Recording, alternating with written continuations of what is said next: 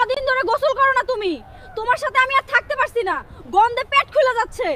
আরে আমি কি করব, এবার এত ঠান্ডা পড়ছে, আমি তো লড়তেই পারি না। ঠিক আছে নাই যাচ্ছি।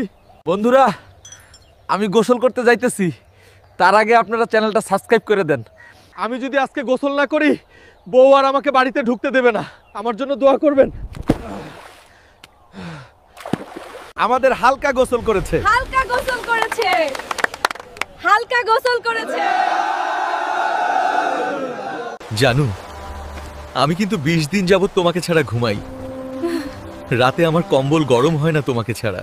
শোনো গ্রামবাসী, আমি এই গ্রামের চেয়ারম্যান। এই মেয়েটা আমার মেয়ে। সন্ত্রাসীরা আমার মেয়েকে কিডন্যাপ করে নিয়ে গিয়েছে। এখন যে আমার মেয়েকে উদ্ধার করবে, আমি তার সাথে আমার মেয়ে সাদিয়ার সাথে তার বিয়ে দিয়ে দিব। ওই হাল্ক, চেয়ারম্যান ঘোষণা দিছে সাদিয়ারে যে উদ্ধার করবে তার সাথে সাদিয়ার বিয়ে দিবে। তাই নাকি?